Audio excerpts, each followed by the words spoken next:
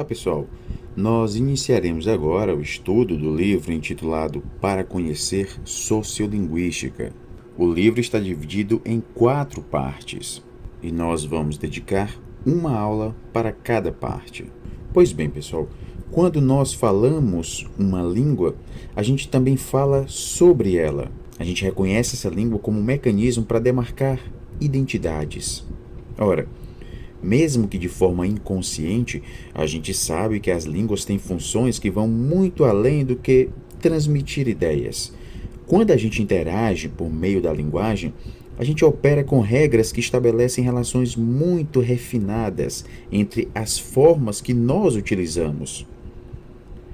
A interação dessas formas com o restante do sistema linguístico, os papéis sociais que nós desempenhamos, a nossa relação com o interlocutor, entre muitos outros fatores. A grande responsável por essa propriedade das línguas é a variação. Numa língua, não existe apenas uma forma para cada significado. O que existe são variantes, um conjunto de opções do qual nós retiramos as formas que empregamos ao falar e ao escrever. Essa escolha, ela não é aleatória. Há motivações que estão nos guiando no constante processo de formulação linguística. Por que será que em contextos formais nós monitoramos mais a nossa fala? As regularidades que nós encontramos na variação são o principal foco de interesse de uma área muito específica de estudos, que busca justamente desvendar o comportamento de fenômenos variáveis dentro da própria língua e também fora dessa língua, em seu contato com a sociedade.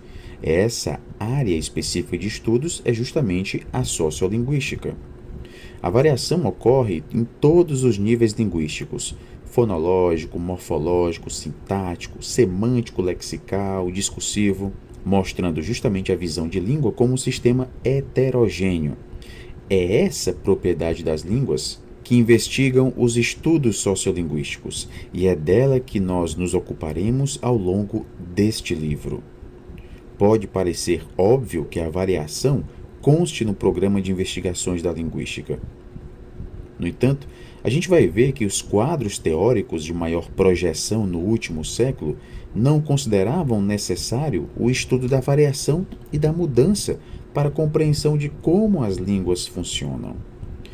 Esses conhecimentos contribuem para o entendimento de questões como a do preconceito linguístico e para a construção de uma prática pedagógica consciente e reflexiva sobre os usos linguísticos no ensino de língua materna.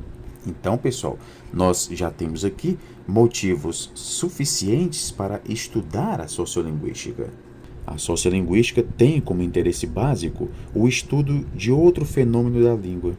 Mas a sociolinguística não vai se debruçar apenas sobre a variação linguística. Ela também vai estudar a mudança linguística.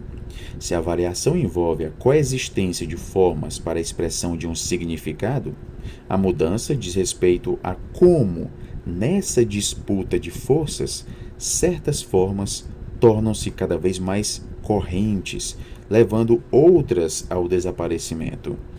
É a mudança a responsável por sermos falantes de português e não mais de latim. Na verdade, ainda somos falantes de latim, mas de um latim que já passou por tantas mudanças e que já se envolveu em cenários históricos e políticos tão diversos que acabou recebendo um novo rótulo: português. A mudança linguística, assim como a variação, não é o resultado de uma deriva aleatória. Nós vamos ter aqui princípios básicos da mudança linguística, dos problemas que se impõem ao investigador e dos métodos para, enfim, revelar a ordem do suposto caos que seria a mudança linguística. Pois bem, pessoal, iniciando aqui a primeira parte do livro, nós temos o estudo da linguagem no contexto social. É necessário, de antemão, abandonar a ideia de que a língua é uma estrutura pronta, acabada, que não é suscetível a variar e a mudar. É necessário também entender que a realidade das pessoas que usam a língua, ou seja, os falantes, tem uma influência muito grande na maneira como elas falam e na maneira como avaliam a língua que usam. e, especialmente, a língua usada pelos outros. Para conhecer a sociolinguística, é necessário, antes de mais nada, abrir a cabeça para aceitar a língua que está sendo usada à nossa volta como sendo um objeto legítimo de estudo. Vamos iniciar aqui estudando o próprio nome, sociolinguística. Quando ouvimos essa palavra, possivelmente nós imaginamos que ela tem algo a ver com linguística e também com social. De fato, a sociolinguística é uma área da linguística que estuda a relação entre a língua que falamos e a sociedade em que vivemos. Vamos pensar um pouco nessa relação.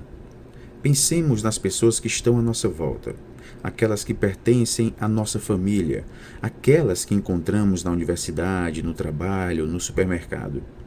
Elas falam todas da mesma maneira? Se pensarmos bem, talvez tenhamos duas respostas para oferecer a essa pergunta. Uma delas é sim, as pessoas à nossa volta falam todas da mesma forma. Tanto é verdade que elas se entendem perfeitamente. Poderíamos dizer que todas elas falam português brasileiro. Podemos também responder essa pergunta com um não. Elas falam todas de maneira diferente. Umas pronunciam todos os S, provavelmente aquelas que passaram mais anos na escola, outras têm sotaques diferentes e outras ainda usam palavras cujo significado talvez não reconheçamos, por se tratar de expressões de uma determinada região do país, ou que são usadas por uma geração diferente da nossa. Podemos dizer que elas falam da mesma maneira. No entanto, cada grupo social apresenta características no seu falar que são condicionadas por sua origem, sua idade, escolaridade, entre outros fatores. Isso quer dizer que as pessoas à nossa volta falam de diferentes maneiras. A que conclusões nós chegamos? Primeiramente, a língua é um sistema organizado, tão organizado que seus falantes se comunicam perfeitamente entre si, não importando se um mora no interior de São Paulo e o outro na capital do Rio Grande do Sul, se um tem 6 anos de idade e o outro 60, se um tem curso superior e o outro ensino fundamental. Podemos concluir que a língua varia, e essa variação decorre de fatores que estão presentes na sociedade, além de fatores que podem ser encontrados dentro da própria língua, como nós vamos ver mais adiante. A sociolinguística ela vai se ocupar desses fatores, da pressão que eles exercem sobre a língua que falamos e da maneira que as pessoas percebem e avaliam a língua. Na sociolinguística, entendemos a língua como um sistema de regras, mas algumas regras são categóricas, ou seja, regras que sempre se aplicam da mesma forma. E outras são variáveis, regras que se aplicam de modo variável. Quando nós iniciamos aqui, nós vimos que a sociolinguística é uma área da linguística que estuda a relação entre a língua que falamos e a sociedade em que vivemos. Nós não estamos dizendo que a sociolinguística é a área que estuda essa relação. Existem outros campos, dentro das ciências da linguagem, que se dedicam, de alguma forma, ao estudo da língua no contexto social, como a linguística histórica, a análise do discurso e a linguística aplicada.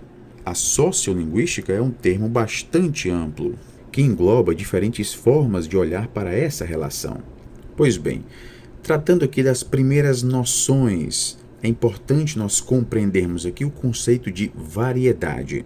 Vamos pensar nas pessoas da nossa família, da nossa universidade, do nosso trabalho ou do supermercado que frequentamos.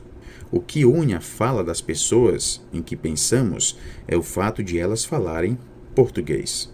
Embora todas elas falem a mesma língua, existem algumas características que diferenciam a fala de um determinado grupo social da fala de outro grupo. Damos o nome de variedade à fala característica de determinado grupo. A partir de critérios geográficos, podemos isolar, por exemplo, a variedade gaúcha, a variedade manauara e a variedade da zona leste da cidade de São Paulo. A partir de critérios sociais, podemos pensar, por exemplo, na variedade dos falantes mais escolarizados, na variante dos falantes mais jovens e na variante das mulheres. Também podemos escolher outros critérios, como a ocupação, a profissão, ou o hábito que unifique os falantes, como, por exemplo, a variedade dos falantes que acessam determinada rede social na internet, com frequência, por exemplo. É importante destacar que temos uma variedade específica a que os sociolinguistas se referem com certa frequência, que é justamente a variedade culta.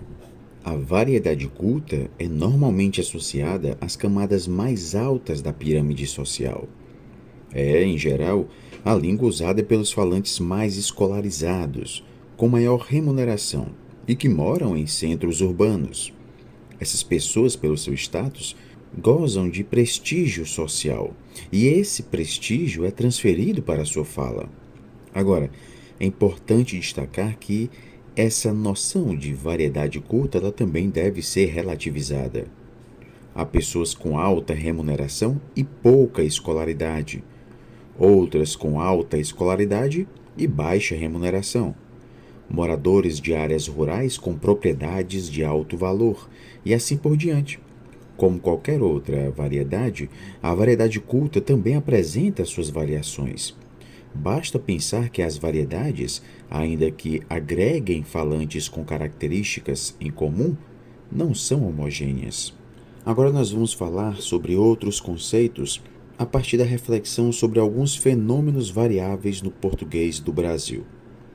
Um fenômeno de variação bastante perceptível é o da alternância entre os pronomes pessoais, tu e você, para a expressão pronominal de segunda pessoa. Dependendo da origem de uma pessoa, ou do grau de formalidade com o qual ela nos trata, podemos ouvir essa pessoa se referindo a nós, tanto por tu quanto por você. A alternância entre as duas formas pode ser percebida, por exemplo, em entrevistas na TV, ou quando conversamos online com amigos no chat.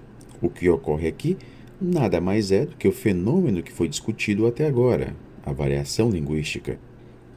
A variação linguística é o processo pelo qual duas formas podem ocorrer no mesmo contexto, com o mesmo valor referencial, ou seja, com o mesmo significado. Para um sociolinguista, o fato de em uma comunidade, ou mesmo na fala de um único indivíduo, conviverem tanto a forma tu quanto a forma você, não pode ser considerado algo marginal, acidental ou irrelevante. Palavras ou construções em variação, em vez de comprometerem o mútuo entendimento, são ricas em significado social e têm o poder de comunicar a nossos interlocutores mais do que o significado referencial. As diferentes formas que empregamos ao falar e ao escrever dizem quem somos. Dão pistas a quem nos ouve ou lê sobre o local de onde viemos, ou quanto estamos inseridos numa cultura letrada dominante de nossa sociedade, quando nascemos, com que grupo nos identificamos, entre várias outras informações. É essa realidade que o sociolinguista tenta captar, sem qualquer tipo de ideia preconcebida. O seu objetivo é descobrir quais os mecanismos que regulam a variação, como ela interage com os outros elementos do sistema linguístico e da matriz social em que ocorre, e como a variação pode levar à mudança linguística. Comumente nós chamamos de variável o lugar na gramática em que se localiza a variação, de forma mais abstrata. No que diz respeito à variação entre os pronomes tu e você, a variável com a qual estamos lidando é a expressão pronominal de segunda pessoa. Chamamos de variantes as formas individuais que disputam pela expressão da variável. No caso, as variantes seriam os pronomes tu e você. Dois requisitos devem ser cumpridos para que duas ou mais formas possam ser chamadas de variantes. Elas devem ser intercambiáveis no mesmo contexto e devem manter o mesmo significado referencial. Vejamos mais um fenômeno variável do português falado no Brasil, a monotogação dos ditongos crescentes. Pensemos na palavra peixe. Temos duas pronúncias possíveis para essa palavra, peixe e peixe. Independentemente da pronúncia, o significado referencial da palavra se mantém. Tanto peixe como peixe se referem a um animal vertebrado, aquático, que respira por brânquias. Logo, nesse exemplo, estamos diante de duas variantes de uma variável, o ditongo e e a vogal e. Elas são intercambiáveis, ou seja, podem ser trocadas uma pela outra sem prejuízo da manutenção do significado referencial. Em um caso de variação, as formas variantes costumam receber valores distintos pela comunidade. Neste momento, vale a gente estabelecer a diferença entre variantes padrão e não padrão. As variantes padrão são, grosso modo, as que pertencem às variedades cultas da língua. Já as variantes não padrão costumam se afastar dessas variedades. Mesmo que não seja a variante mais usada por uma comunidade, a variante padrão é, em geral, a variante de prestígio, enquanto que a não padrão é muitas vezes estigmatizada. Pode haver comentários negativos à forma ou aos falantes que a empregam. As variantes padrão tendem a ser mais conservadoras, fazendo parte do repertório linguístico da comunidade há mais tempo, ao passo que as variantes não padrão tendem a ser inovadoras. Nós já sabemos que a variação ocorre em todos os níveis da gramática e que falantes pertencentes a grupos diferentes irão apresentar diferentes variedades. A essa altura é importante nos questionarmos: a variação linguística é aleatória? Ela acontece por acaso? Ou existe algo que motive um grupo ou mesmo um indivíduo a falar da maneira como fala? Bem, a variação linguística não é aleatória, não acontece por acaso. Existem regras que a regem, e é por isso que os falantes se compreendem entre si, mesmo que sua fala seja variável. Existem forças dentro e fora da língua que fazem um grupo de pessoas ou um único indivíduo falar da maneira como fala.